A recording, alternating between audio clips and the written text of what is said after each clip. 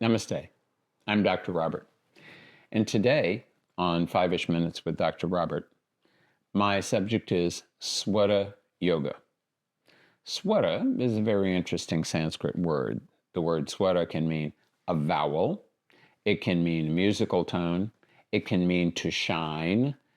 It can also mean air being breathed through the nostrils. And that's what we're going to focus on right now.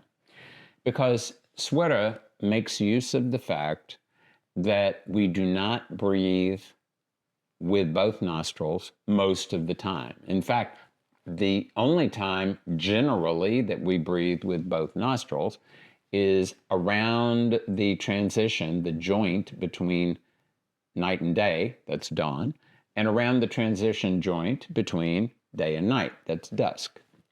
Otherwise, we are shifting from one nostril to another. And there are different opinions in the scientific community about why this might be the case. But the reality is that this is the reality. And in Swara Yoga, we make use of this reality.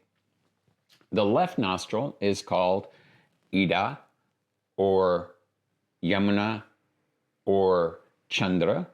And it is the nostril that, generally speaking, activates the parasympathetic nervous system. So it's generally the more calming to the organism nostril.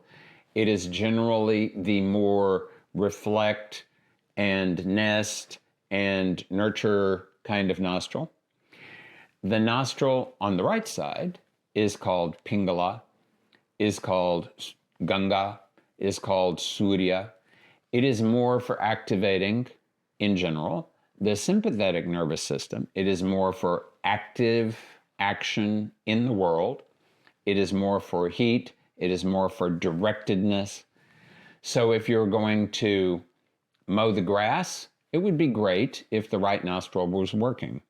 If you are going to remain calm and meditate, it's actually optimal if both nostrils are working. That's really the only thing that you want to focus on from the aspect of both nostrils working, because then that's when it's easiest to get the prana into Sushumna, which is great for spiritual development and not so good for actual action in the world. Whereas if you're planning to do something that you want to have increasing, perhaps you want to, let's say, go and invest in something. You might want to have your left nostril working because the right nostril is more about catabolic activity, activity that involves breaking or changing or whatever, and the left is more for continuity activities, building activities, moving in the direction of positive and more passive developmental activities. So yes, in general, we can say the right is more for physical action, the left is more for mental action or internal action, and the both is more for spiritual action. But swarodaya, and I say swarodaya because the chief text on this subject is the Shiva Swarodaya. It's as are so many tantric texts, it's a dialogue between Shiva and Parvati, performing an explication of this science and examples of how to use it. So in the Swarodaya, in addition to the knowledge of the nostrils, there is an awareness that as the prana, as the air flows through the nostrils, it is activating certain tatvas. And the tatvas are the 5 elements: earth, water, fire, air, and space.